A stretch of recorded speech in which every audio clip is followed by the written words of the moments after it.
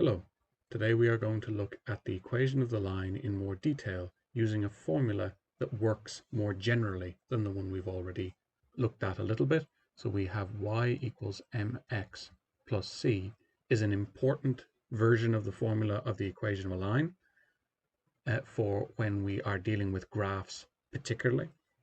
And when we're dealing with more algebraic type questions, this is going to be the more important version. This is the more general version of the equation of the line when we're dealing with more algebraic stuff where we're given points on the line. Now,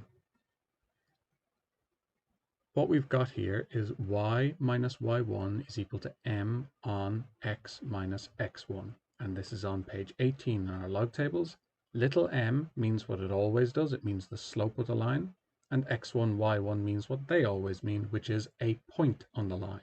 So this tells us what information we need in order to get the equation of a line using this type of method. That is, we need to find the slope and we need a point on the line. So we need the slope and a point. So anytime from now on we're thinking about the equation of a line, we always know if we're looking for the equation of a line, we need the slope and we need a point on the line. And if we can get those two things, then we can get our equation. Now, sometimes life will be very straightforward and they'll just give us the two pieces of information we need. We're told that we have a line L and we want to find the equation of L, and we're told its slope and we're told a point on the line. How do we read this? 4, 2 is an element of L. Always remember that our lines are a description of a set of points, a set meaning the same thing as it does in sets when we do be doing Venn diagrams and so on. So this point is an element of the set L, an element of all of these points that would be going in a straight line in this case. So let's put this into practice. I see equation of a line, so I open up page 18 in my log tables and I'm looking for this formula here. And we need to build up that type of strategy for I recognize I'm asked for the equation of a line, so I'm going to go find the equation of a line formula, and that's what this is called in the log tables. And then I say to myself, well, what information do I have? What information do I need? So I'm going to draw little markers in here. M is the slope, and I'm told in this question that the slope is 3, and I have my x1, y1 here, and that's a point on the line, and I'm told a point on the line 4, 2. So that's going to be my x1 and my y1. So I have actually, in this case, all the information I need, and all I have to do is sub into my formula, being careful that everything goes in brackets. So y1 is 2 is equal to, the slope is 3, x minus x1 is 4. So I have minus by plus is minus, so I have y minus 2 is equal to 3 multiplied by x. So this is a number outside of a bracket. So I can multiply it in. I don't always have to, but where it's easy to do, I should. Now I can actually see here I have some work to do in the bracket first, so I should do that before I do my multiplying into the bracket. It's important we do things in the right order. So we have 3m, 3 for my slope,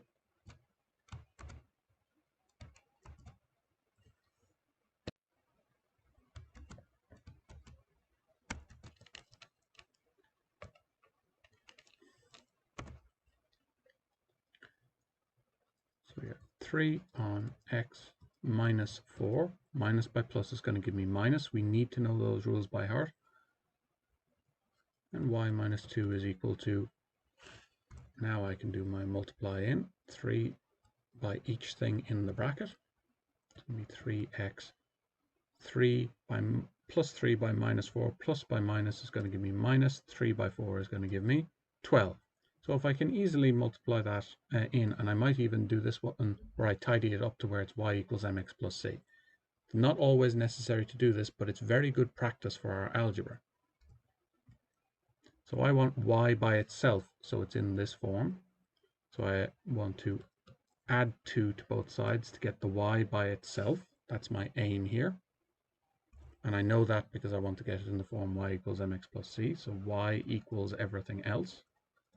3x. I know I can't add the 2 to the 3x because they're different types of things, but I have minus 12 plus 2 I can add together because they're just pure numbers.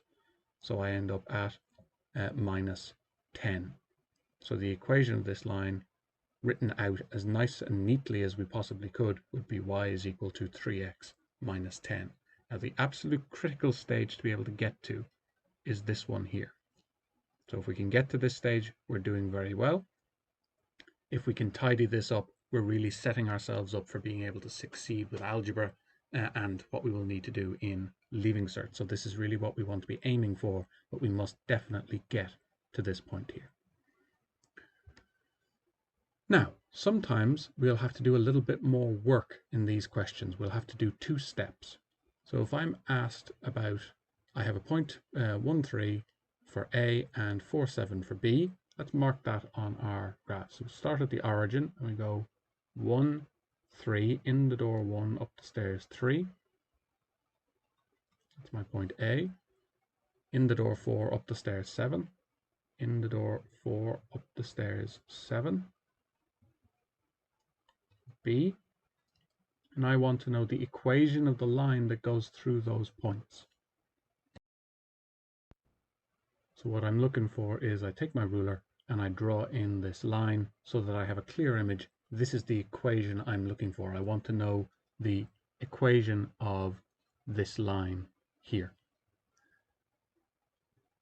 So what do I need? Well, if I'm asked for the equation of the line, I have to recognize that I need to open up page 18 in my log tables and immediately write down my formula. This is the key skill really here, because we can all sub into a formula as once we practice it a little bit, but can we recognize I'm asked for the equation of a line, so I know I have to go and find the formula for the equation of a line.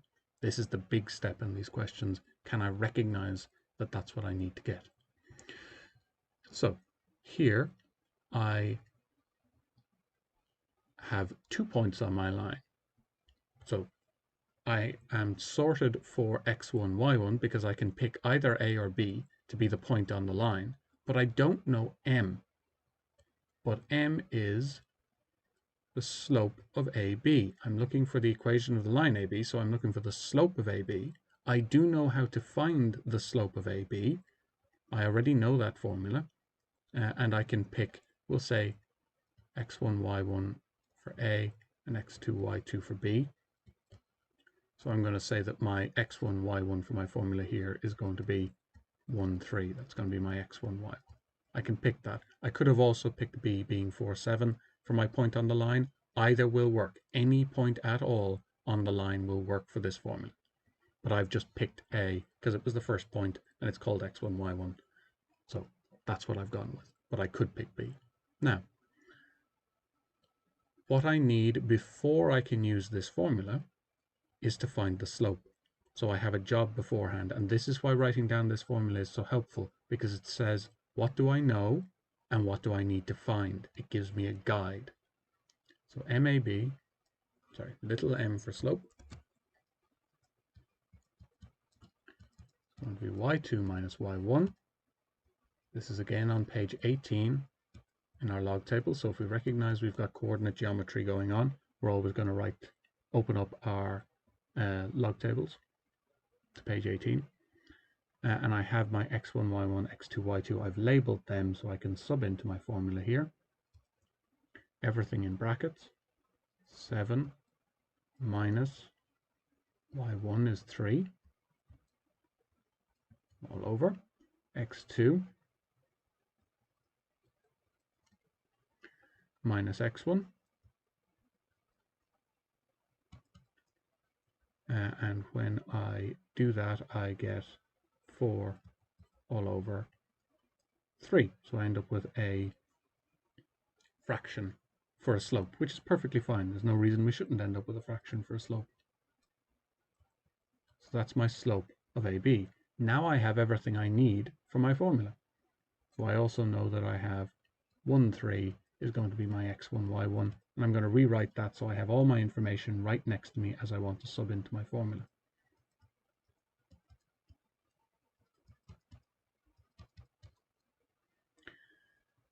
And I have y minus 3 is equal to 4 all over 3 on x minus